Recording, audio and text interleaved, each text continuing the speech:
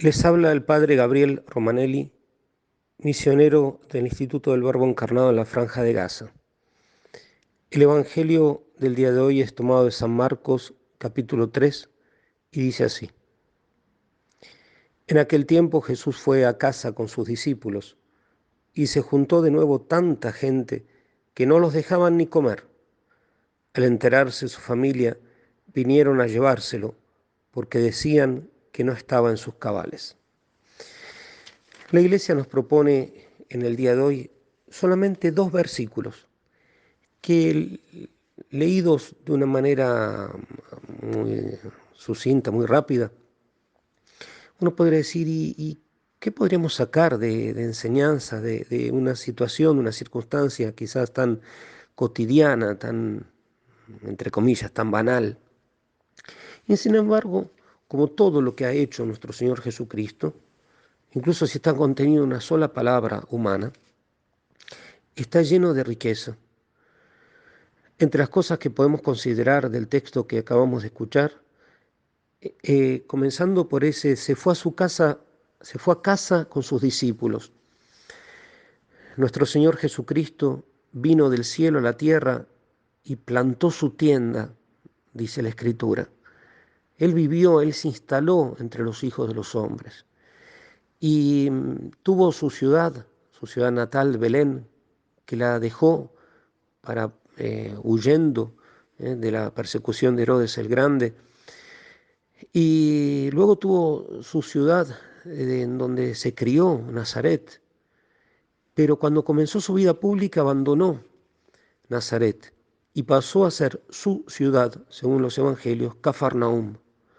Esa ciudad que lo va a contemplar en tantas andanzas apostólicas, esa ciudad que va a ver milagros, pero esa ciudad también que va a estar endurecida de tantos, de no poder contemplar, de no poder entender bien la grandeza de quién era Jesucristo, verdadero Dios y verdadero hombre entre ellos, al punto tal que nuestro Señor va a tener palabras muy duras para Cafarnaúm.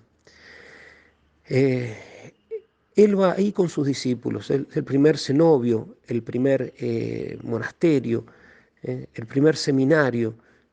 De ahí ya toma la idea la iglesia primitiva de juntarse para vivir junto a Jesús Eucaristía, para vivir en castidad, en pobreza, en obediencia. La vida monástica, la vida contemplativa, la vida apostólica, lo que se llama la vida mixta, en cuanto a que es parte de contemplación y parte de acción apostólica, comienza justamente de contemplar esto. Jesús fue a casa con sus discípulos y él vivía y él se trasladaba con sus discípulos. Va a elegir apóstoles y los apóstoles que van a estar enviados van a ir creando otras comunidades, otras iglesias y van a ir surgiendo a lo largo de la historia de la iglesia lo mismo que Jesús hizo. Vino del cielo a la tierra, se instaló entre los hijos de los hombres y fue creando comunidades de esa vida apostólica, de esa vida evangélica, de esa nueva vida que Jesús nos vino a traer. Eh, y bueno, ¿y quiénes lo siguieron? Sus discípulos, aquellos que dejaron todo y lo siguieron. ¿eh? Dejaron no solamente los males de este mundo, no solamente dejaron el pecado, sino que dejaron bienes, y de entre los bienes los más importantes, los bienes entre los que dejaron la familia, la posibilidad de la generación natural, de engendrar hijos e hijas, según la carne, eso que es dentro del plan de Dios, eso que estampó Dios en la naturaleza humana para justamente que la humanidad crezca en número. eh, Dejaron esos bienes, dejaron los bienes de herencia y van a dejar también después su propia cultura, su propia lengua para ir a otros lugares. Dejaron bienes, pero por un bien superior, la gloria de Dios y la salvación de las almas. Continúa diciendo el Evangelio que se reunían en el lugar donde estaba nuestro Señor, en su casa, ¿no? Tanta gente, ¿no? Tanta gente. Eh, nosotros podemos pensar, bueno, no es importante lo de los números, ¿no? No es importante el número. Y en cierto sentido es verdad, pero en cierto sentido, porque Jesús vino para salvar a todos. Y, y es verdad que es un gran misterio la salvación. Y quizás uno no ve los números, es decir, no ve la cantidad de gente, puede no llegar a ver la cantidad de gente o mucha cantidad de gente alrededor de Jesús, y sin embargo Él estar salvando a innumerables almas. Pero el ser humano no es solamente alma, es también la parte física, el cuerpo. Y el hecho de que el número, no sé si me logro explicar bien, digamos, el hecho de que haya números, cantidad de personas, de gente alrededor de Jesús, habla de esa fuerza de atracción que tenía Jesucristo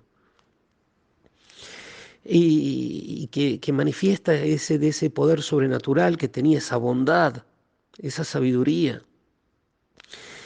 Y nosotros nos podemos preguntar hoy y aplicarlo esto a lo que pasa en la iglesia, donde muchas veces parecería, no es, pero parecería, como que ¿dónde está esa atracción de Cristo? ¿Dónde está esa atracción de la iglesia, ya que la iglesia es Él?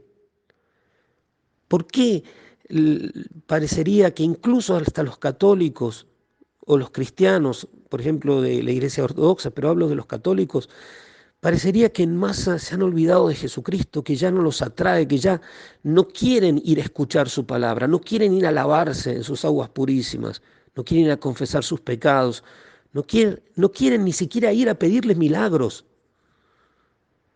¿De dónde es que las iglesias estén en tantos lugares vacías? Digo en tantos lugares porque en otros lugares se siguen construyendo iglesias nuevas y capillas y se siguen celebrando los santos sacramentos en los bosques, en todos lados. Pero en muchos lados donde habían cristianos, donde hay cristianos y donde sigue habiendo un gran número de cristianos, no van a la iglesia, no sienten esa atracción. Ciertamente que es una crisis. El motivo de la crisis son distintos motivos. Muchos porque pusieron el acento en cosas materiales, en esta vida, pensando que esta vida es la definitiva y que no hay nada más.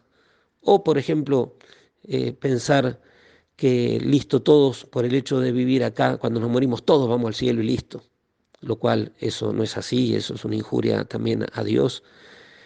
O también por instigación diabólica. Sabemos que en los últimos tiempos las características de la humanidad van a ser terribles. La apostasía, el abandono de la fe verdadera va a ser una de las notas características. Entonces, eso también para considerar. Pero lo que hay que hacer es lo que hizo nuestro Señor Jesucristo, seguir trabajando. Dice el evangelista San Marcos que había tanta gente que no los dejaban ni comer, no tenían tiempo ni para comer, ni modo de sentarse a comer. El apóstol de Cristo, si mantiene el celo apostólico que él y los primeros discípulos tenían, tiene que vivirse y desvivirse por las almas. Tiene que verdaderamente rendirse fatigadísimo para tratar de salvar, aunque sea a algunos, y agradecer a Dios por las almas que se van salvando y pedirle a Dios más hijos y tratar de salvar, de que llegue la luz del Evangelio a todos, aunque uno no tenga tiempo para nada, no tenga tiempo para sí mismo. Continúa el texto diciendo, su familia vinieron, al enterarse de esto, a llevárselo.